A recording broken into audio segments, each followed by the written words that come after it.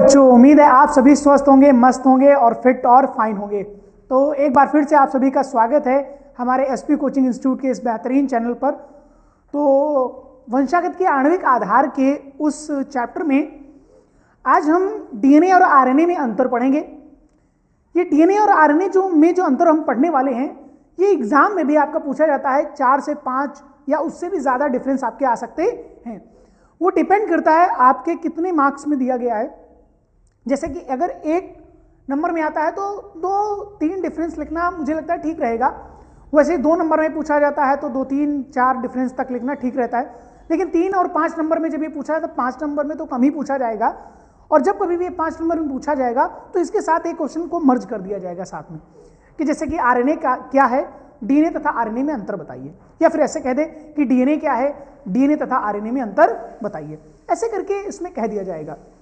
तो आज वैसे ही हम बात करने वाले हैं कि डीएनए तथा आरएनए में अंतर क्या होता है। तो आज का हमारा टॉपिक होगा, याद रखें आप सभी लोग, कहेंगे डीएनए तथा आरएनए में अंतर। आरएनए में अंतर। उम्मीद है इससे पहले आपको याद होगा, मैंने जब आपको पढ़ाया था मैंने कहा था कि इस बात को आप याद रखिएगा कि जब हम पढ़ेंगे किसके बारे में, डीएनए और आरएनए के अंतर के बारे में, तो मैंने वहां पर भी बताया था कि दोनों को कंपेयर करेंगे। दोनों को हम क्या करेंगे, कंपेयर करेंगे कि दोनों में डिफरेंसेस कहां कहां पर आ रहे हैं। याद होगा आपको, इससे पहले वाली क्लास में हमने ये पढ़ा था कि वो कहां पर सुटेबल नहीं बैठता है। जब हमने आरएनए संसार के बारे में बात किया था, या आरएनए के प्रकार एमआरएनए, टीआरएनए और आरआरएनए, तो प्रीवियस क्लास अगर आप देख करके आए होंगे तो बहुत अच्छी तरह से आपको मेरी बात समझ में आ रही होगी। तो एक तरफ हम लिखेंगे डीएनए और दूसरी तरफ लिखेंगे आरएनए, और उसके दोनों के डिफरेंसेस के बारे में आज हम बात करेंगे। तो इससे पहले वाली क्लास में जब हमने डिस्कस किया था वहां पर, तो आरएनए कहां पर सुटेबल नहीं बैठता है, इस चीज को हमने बताया था आपको। तो अब हम करते हैं दोनों में क्या अंतर स्पष्ट करते हैं। तो कहेंगे सबसे पहले इधर लिखते हैं हम क्या, डीएनए, इधर लिखते हैं क्या, डीएनए, और इधर लिखेंगे क्या, आरएनए। एक तरफ हमने लिख लिया है डीएनए और दूसरी तरफ हमने क्या लिख लिया है, आरएनए। अब दोनों के बीच में हम क्या करने जा रहे हैं, डिफरेंस बताने जा रहे हैं। तो यहां से मैं एक लाइन ड्रॉ किए दे रहा हूं और यहां से एक लाइन ये ड्रॉ हो गई। तो हम कहेंगे क्या, इसमें सबसे पहली बात कहेंगे, इसमें बोलेंगे इसमें डीऑक्सी शर्करा पाई जाती है। डीऑक्सी राइबोज शर्करा, नंबर 1 पॉइंट है ये, डीऑक्सी शर्करा पाई जाती है। किसमें, डीएनए में डीऑक्सी शर्करा पाई जाती है। लेकिन यहां पर क्या कहेंगे, पहला पॉइंट, इसमें क्या पाई जाती है, राइबोज शर्करा पाई जाती है। कौन सी शर्करा पाई जाती है, मैंने आपको बताया था कि इसमें डीऑक्सी राइबोज शर्करा पाई जाएगी, इसमें क्या पाया जाएगा, राइबोज शर्करा पाई जाती, राइबोज शर्करा पाई जाती है। अब देखिए दूसरे पॉइंट में जब हम बात करेंगे तो कहेंगे यह आनुवंशिक लक्षणों को, आनुवंशिक लक्षणों को, जैसे मैं लिख रहा हूं वैसे ही आपको लिखना है। भाई डीएनए के लिए हम पढ़ चुके हैं, डीएनए ही क्या है, आनुवंशिक पदार्थ, कुछ वायरसेस और रेट्रोवायरसेस को छोड़ करके, है ना। तो वहां पर हमने पढ़ा था कि आरएनए भी उनमें आनुवंशिक पदार्थ की तरह कार्य किया था। तो वहां पर हमने जिसकी बात की थी, वहां पर पोलियो के वायरस की बात, इन्फ्लुएंजा की बात की थी। तो वहां पर जो हमने वायरसेस की बात की थी, जैसे रेट्रोवायरस के बारे में भी मैंने बताया था, तो उनको छोड़ करके कहेंगे यह आनुवंशिक लक्षणों के लिए लिख देते, के लिए उत्तरदायी है। क्या, आनुवंशिक लक्षणों के लिए उत्तरदायी है। तो कहेंगे अब इसके लिए क्या बोलेंगे, सेकंड पॉइंट में इसके लिए हम बोलेंगे कि यह प्रोटीन निर्माण के लिए आवश्यक है। प्रोटीन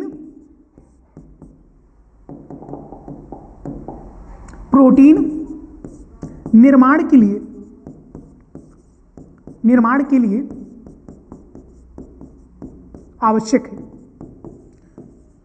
भाई डीएनए से क्या बनता है, डीएनए से क्या बनता है, हम यही पढ़ेंगे आगे जब प्रोटीन निर्माण में पढ़ेंगे। डीएनए से क्या बनेगा, आरएनए, और आरएनए से क्या बनेगा बेटा, प्रोटीन। आरएनए से क्या बनेगा, प्रोटीन। तो वहां पर भी इस बात को याद रखेंगे भाई डीएनए से आरएनए का निर्माण कैसे होगा, फिर आरएनए से प्रोटीन का निर्माण कैसे होगा, है ना। ये क्वेश्चन भी आता है कि डीएनए से प्रोटीन का निर्माण। तो यहां पर हम पहले अंतर पढ़ते हैं, उसके बाद हम वहां पर जब डीएनए से प्रोटीन की बात करेंगे तो वहां पर भी हम इसके बारे में चर्चा कर लेंगे। तो कहेंगे इसमें adenine, guanine, thymine, cytosine, nitrogen base पाए जाते हैं। नाइट्रोजन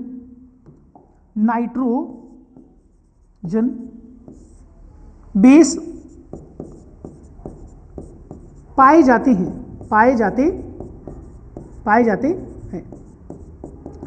अब आपको पता होगा कि इसमें नाइट्रोजन बेस क्या पाए जाते हैं, एडेनिन, ग्वानिन, थाइमिन और साइटोसिन। लेकिन मैंने क्या कहा था आरएनए के लिए, मैंने कहा था इसमें थाइमिन की जगह कौन ले लेता है, इसमें टी के यानी थाइमिन के स्थान पर यू बोले तो यूरेसिल आ जाता है। अब देखिए अगर आपको नहीं समझ में आता है तो इसके लिए हम क्या लिखे दे रहे हैं, थाइमिन, क्या लिखे दे रहे हैं, थाइमिन। और इसके लिए ये क्या है बेटा, यूरेसिल, ये क्या है, यूरेसिल। और इधर इसके लिए क्या, अगर पहले वाली क्लास देख के आए होंगे तो आपको ऐसे ही समझ में आ जाएगा। तो इसके लिए एडेनिन क्या लिखेंगे, एडेनिन, और इसके लिए क्या लिखेंगे, ग्वानिन, क्या लिखेंगे, ग्वानिन। ठीक है, तो इससे पहले अगर आप पढ़ के आए होंगे तो ऑलरेडी आपको समझ में आ जाएगा। चलते हैं अपनी अगली स्लाइड पर, कुछ और भी डिफरेंस को जान लेते हैं। ठीक है, तो यहां पर हम चलिए ठीक है एक और लाइन को ड्रॉ कर लेते हैं, है ना, ये लाइन ड्रॉ कर लेते हैं। तो लिखेंगे तीसरा पॉइंट हो गया था, तो चौथा लिखेंगे यह कम स्थायी होता है, कम स्थायी होता है। सॉरी उसको इसकी जगह पे क्या लिखेंगे, लिखेंगे अधिक, क्या लिखेंगे, अधिक। ये आरएनए के लिए बात थी। और इधर लिखेंगे चौथे नंबर पर यह क्या होगा बेटा, यह कम स्थायी होता है। अच्छा, नंबर 5 पर लिखेंगे इसमें धीमे परिवर्तन होते हैं, धीमे परिवर्तन होते हैं। इसमें क्या लिखेंगे, इसमें धीमे परिवर्तन होते हैं, लेकिन इसमें क्या लिखेंगे, इसमें तीव्र परिवर्तन होते हैं, इसमें तीव्र परिवर्तन होते हैं। इसमें क्या होंगे, तीव्र परिवर्तन होते हैं। तो ये आपके 4-5 जो डिफरेंस हैं ये आप अच्छी तरह से याद रखिएगा। और इनके अलावा आप डिफरेंसेस जो पीछे भी आपके मैंने बताए हैं उनको भी अच्छी तरह से याद रखिएगा। ठीक है, तो अगर इनके अलावा आपको और भी लिखने हो ना तो छठे नंबर पर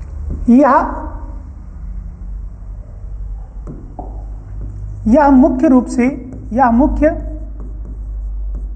से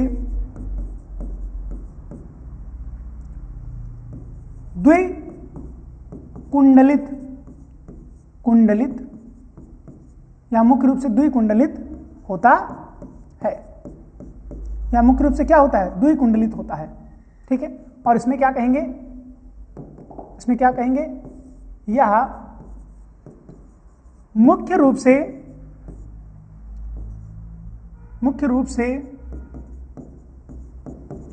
एकल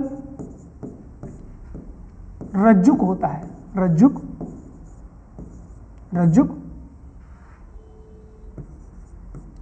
होता है। ये आपका रहेगा, ये आपके 6 डिफरेंसेस है, ये अच्छी तरह से आप याद रखिएगा।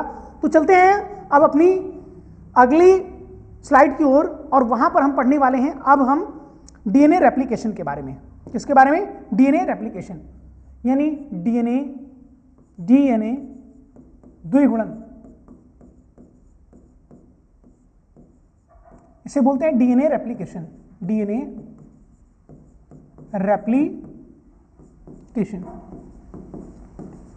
ठीक है, अब देखिए यहां पर डीएनए रेप्लिकेशन में हम क्या कहेंगे,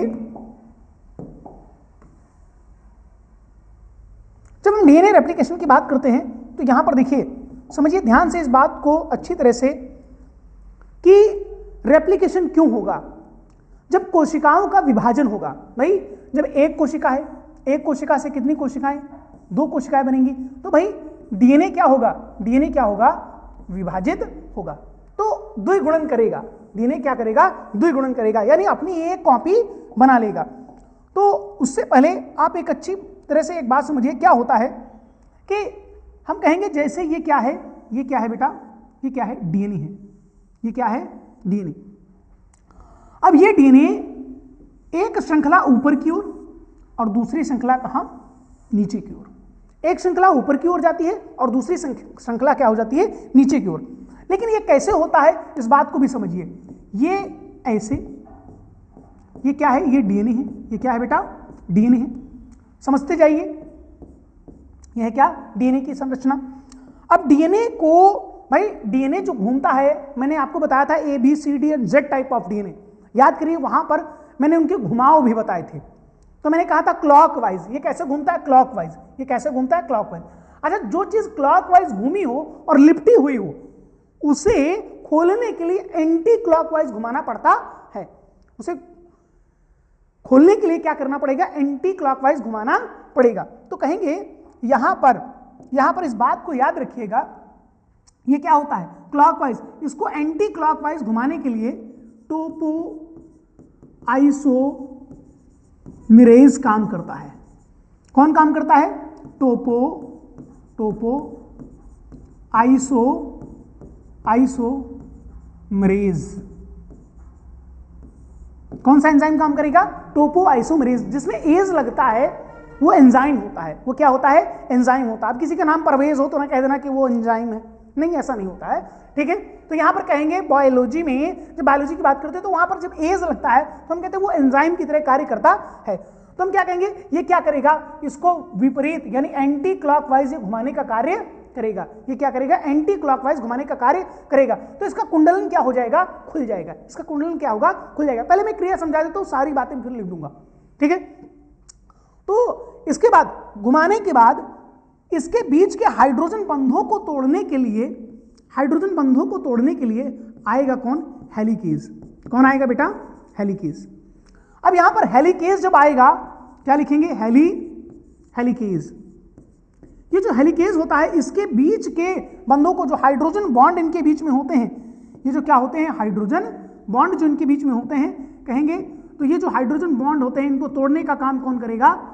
ये हेलिकेज। ये हाइड्रोजन बॉन्ड को तोड़ करके दोनों श्रृंखलाओं को, जो द्विकुंडलित मैंने आपको बताया था, वो दोनों श्रृंखलाओं को क्या कर देगा? अलग कर देगा। तो हम कहेंगे कि भाई एक ऊपर की तरफ, यानी एक ऊपर की तरफ चला जाएगा, यानी ऐसे, है ना, और दूसरा कहां? नीचे की तरफ। दूसरा कैसे? नीचे की तरफ आ जाएगा। दूसरा कैसे? नीचे की तरफ आ जाएगा। फिर देखिए, फिर इसके बाद यहां पर जब कहेंगे तो विपरीत न्यूक्लियोटाइड बनेंगे। क्या बनेंगे? विपरीत न्यूक्लियोटाइड। याद रखिएगा इस बात को, कहेंगे यहां पर आकर के जुड़ेगा डीएनए पॉलीमरेज।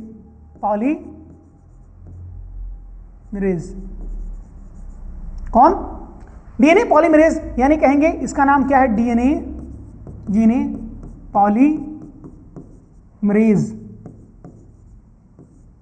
डीएनए पॉलीमरेज आकर के जुड़ेगा। तो देखिए, डीएनए पॉलीमरेज आकर के जुड़ेगा तो डीएनए की श्रृंखला का निर्माण। अगर यहीं पर आरएनए पॉलीमरेज जुड़ेगा आकर के, वहां पर आकर के जुड़ेगा, तब जाकर के आरएनए की श्रृंखला का निर्माण होता है। तो इस बात को भी याद रखेंगे। तो यहां पर आकर के कौन जुड़ेगा? DNA polymerase. ये आकर के जुड़ गया कौन? DNA polymerase.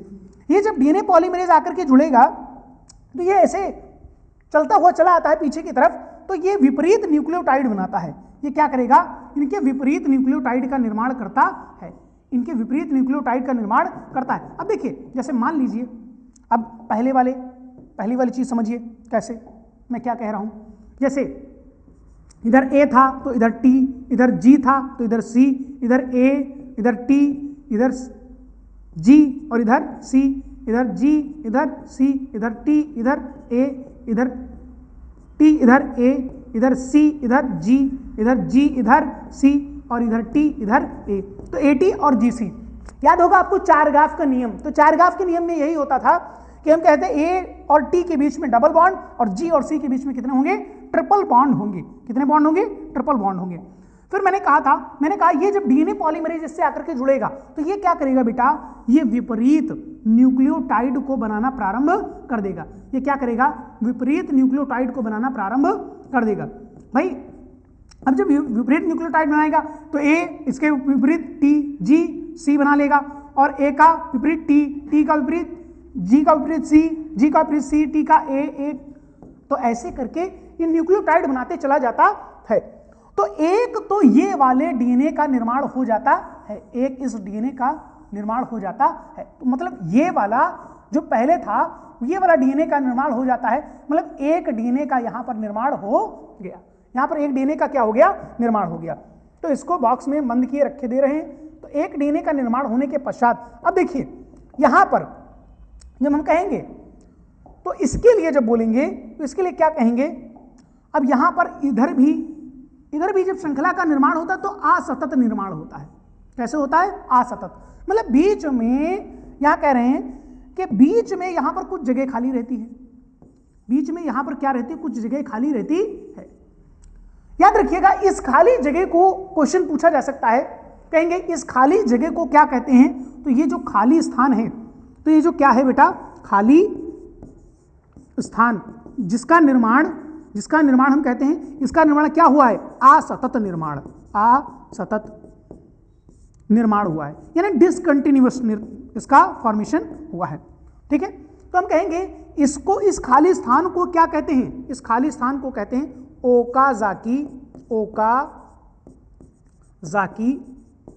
ओकाजाकी खंड कहा जाता है। ठीक है, इनको क्या कहा जाता है, ओकाजाकी खंड कहा जाता है। इन टुकड़ों को क्या कहा जाएगा, ओकाजाकी खंड कहा जाएगा। अच्छा, खाली स्थान के बाद हम कहेंगे ये ओकाजाकी खंड कहा जाएगा इन्हें, जो ये खंड टुकड़े बने हुए हैं यहां पर। ठीक है, इनको क्या कहा जाएगा, ओकाजाकी खंड कहा जाएगा। अब देखिए ये वाले, अब इनको जोड़ने का कार्य यहां लिखेंगे, इनको जोड़ने का कार्य, इनको क्या लिखेंगे, इनको जोड़ने का कार्य कौन करता है, इनका जोड़ने का कार्य लाइगेज करता है। कौन करेगा, लाइगेज। लाइगेज भी एक एंजाइम है, लाइगेज भी एक क्या है, एंजाइम है। ये जोड़ने का कार्य करता है। ये क्या करेगा, ये जोड़ने का कार्य करेगा। तो इसको बोलेंगे लाइगेज। क्या बोलेंगे, लाइगेज। तो यहां पर लाइगेज एंजाइम आकर के जोड़ने का कार्य करता है। और फिर क्या होगा, फिर इसमें होंगे विपरीत न्यूक्लियोटाइड का निर्माण होगा। जैसे ऊपर वाले में निर्माण हुआ है वैसे नीचे वाले में भी क्या होगा, निर्माण होगा। इस प्रकार से इस वाले से भी एक डीएनए बनेगा, इस वाले से भी एक क्या बनेगा, डीएनए, इस वाले से भी एक क्या बनेगा, डीएनए। तो ऐसे एक डीएनए से कितने, 2 डीएनए का निर्माण इसमें होता है। तो ये था डीएनए नंबर 1 और ये क्या है बेटा, डीएनए नंबर 2। ठीक है, अब देखिए यहां पर इस बात को अच्छी तरह से नोट कर लीजिएगा, इस बात को आप अच्छी तरह से नोट कर लीजिएगा, जिससे आपको कुछ भी नोट करने में ज्यादा समस्याएं ना हो। तो कहेंगे ये वाली श्रृंखला की जब हम बात करेंगे, भाई ये वाली श्रृंखला जिसकी हम बात कर रहे हैं, ये 5' टू क्या है, 3'। तो 5' टू 3' का जब निर्माण होता है तो असतत होता है। वो कैसा होता है, असतत होता है। लेकिन जब 3' टू 5' का निर्माण होगा तो कहेंगे वो क्या होता है, कंटिन्यूअसली, यानी कि वो कंटिन्यूअस निर्माण होता है, यानी सतत उसका निर्माण होता है। फिर हम कहेंगे कि भाई जैसे मान लीजिए ये तो था डायग्राम, ये डायग्राम मैंने आपको समझाया है। अब इसकी थ्योरी में बताता हूं कि कैसे आप इसकी थ्योरी लिख सकते हैं। तो चलिए कहेंगे डीएनए द्विगुणन में, डीएनए द्विगुणन में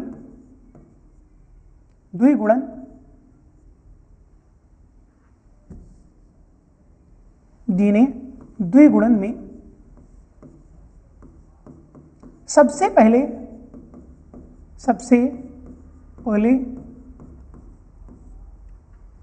टोपो आइसोमरेज, टोपो क्या कहेंगे, लिख देता हूं दूसरे कलर से, टोपो आइसोमरेज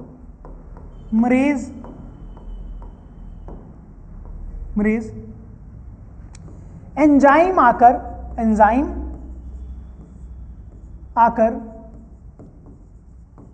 भाई वो क्या कर रहा था, टोपो आइसोमरेज आता था और अब उसको डीएनए को विपरीत दिशा में यानी कि एंटी क्लॉकवाइज घुमाने का काम करता था। ठीक है, अब कहेंगे विपरीत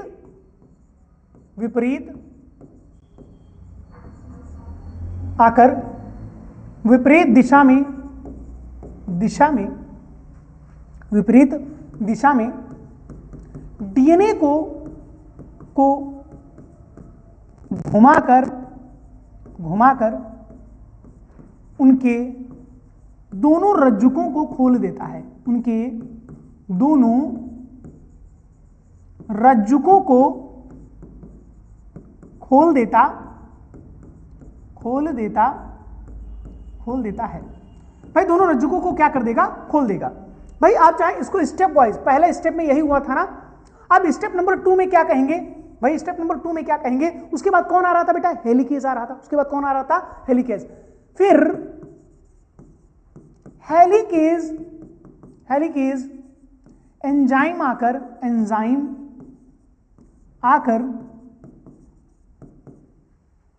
आकर हाइड्रोजन बंधों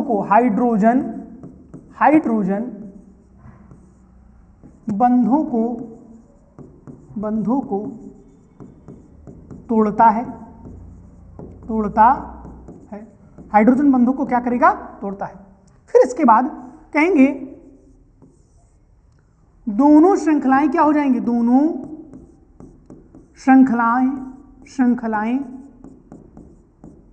श्रृंखलाएं क्या हो जाएंगी, पृथक हो जाएंगी। भाई एक रज्जुक ऊपर की तरफ और एक रज्जुक नीचे की तरफ, दोनों श्रृंखलाएं पृथक हो जाती हैं। फिर अगले पॉइंट में हम क्या कहेंगे, दोनों श्रृंखलाएं क्या हो जाएंगे, पृथक हो जाएंगे। यहां पर कौन था बेटा, हेलिकेज एंजाइम, और कौन किसको तोड़ते हैं, ये हाइड्रोजन बंधों को तोड़ने का कार्य करते हैं। इस चीज को भी याद रखिएगा आप। फिर चौथे पॉइंट में कहेंगे डीएनए पॉलीमरेज एंजाइम आकर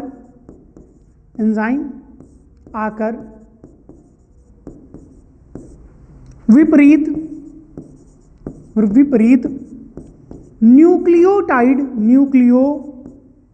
न्यूक्लियोटाइडों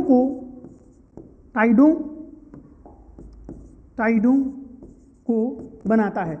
विपरीत न्यूक्लियोटाइडों को क्या करेगा, बनाएगा, जो मैंने बताया था कि वो पूरक की तरह कार्य करेगा।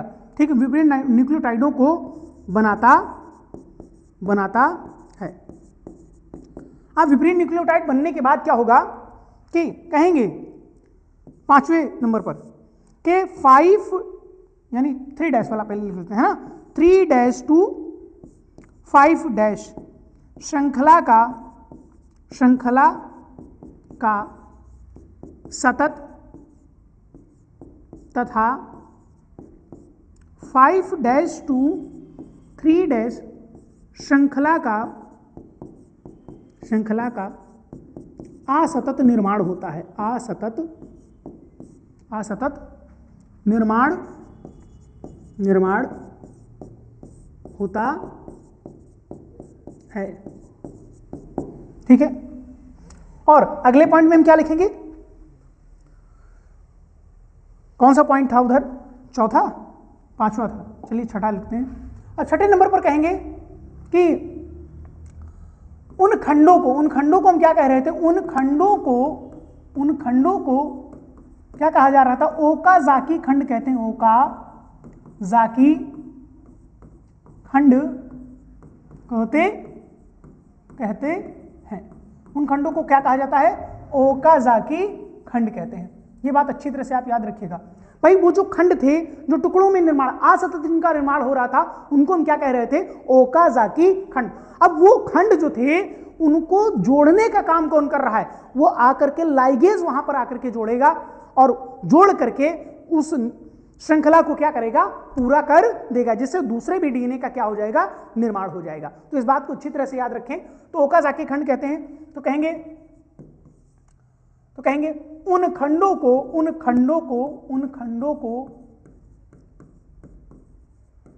जोड़ने का कार्य लाइगेज करता है। कौन? लाइगेज करता है। ठीक है, कौन करेगा? लाइगेज करेगा। इस प्रकार से क्या हो जाएगी? इस प्रकार से डीएनए की द्विगुणन प्रक्रिया क्या हो जाएगी? पूरी हो जाती है। तो उम्मीद है ये डीएनए द्विगुणन वाला प्रोसेस आपको अच्छी तरह से समझ में आया होगा। जैसे मैंने आपको लिखा है, आप इस चीज को चार्ट मेथड में भी लिख सकते हैं। चार्ट मेथड में भी भाई क्या हुआ? पहले आया टोपोआइसोमरेज, पराकुंडलन को खोलने का कार्य करेगा। पराकुंडलन खोलने के बाद हेलिकेज आया जो कि क्या करेगा? हाइड्रोजन बंधों को तोड़ने का कार्य करेगा। उसके बाद डीएनए पॉलीमरेज आएगा, दोनों ओर जुड़ेगा करके। भाई ऐसा नहीं कि इधर ही जुड़ेगा, यहां पर तो जुड़ने के साथ साथ इसके साथ साथ यहां पर भी ये आकर के जुड़ेगा, यहां पर भी ये आकर के क्या होगा? जुड़ेगा और दोनों श्रृंखलाओं का निर्माण कर देगा। तो डीएनए पॉलीमरेज यहां पर भी और यहां पर भी कौन आएगा? DNA polymerase. यहां पर भी आकर के डीएनए पॉलीमरेज आकर के जुड़ जाएगा, दोनों श्रृंखलाओं का निर्माण करेगा। लेकिन 5' to 3' जो निर्माण होता है वो असतत, लेकिन 3' to 5' का निर्माण जो होता है वो सतत निर्माण होता है। तो हम कहेंगे इसके बाद पूरे के पूरे 2 डीएनए का यानी कि निर्माण हो जाता है। भाई द्विगुणन का मतलब डीएनए रेप्लिकेशन, डीएनए द्विगुणन भी कहते हैं। ठीक है, तो इस बात को अच्छी तरह से आप याद रखेंगे, इस बात को बहुत अच्छी तरह से याद रखेंगे, पूरा डायग्राम भी याद रखेंगे। ठीक है, तो जिससे आपको एग्जाम में भी समस्या ना हो। तो ये इंपॉर्टेंट टॉपिक की लिस्ट में मैं इसको लिखे दे रहा हूं कि ये एग्जाम में क्या है, एग्जाम की लिस्ट से ये क्या है? Most important. इसको आप क्लिक कर लीजिएगा। तो उम्मीद है आज के लेक्चर को आप बहुत ही अच्छी तरह से एंजॉय कर पाए होंगे, अच्छी तरह से आपको समझ में भी आया होगा और थ्योरी वाला भी पार्ट जो आपका रहता है वो भी आपका अच्छी तरह से क्लियर होगा। और जैसे आपका बुक वगैरह में दिया होता है तो वो काफ़ी ज़्यादा टिपिकल लैंग्वेज में होता है और जैसे मैं आपको एक्सप्लेन करता हूँ उसके बाद में जो थ्योरी आपको लिखवा देता हूँ, आप इस चीज़ को देखते होंगे कि उसे पढ़ने में और याद करने में काफ़ी आसानी रहती होगी। तो उम्मीद है आज का लेक्चर आपको अच्छी तरह से पसंद आया होगा। तो आज के लिए इतना ही। Thank you class, thank you so much.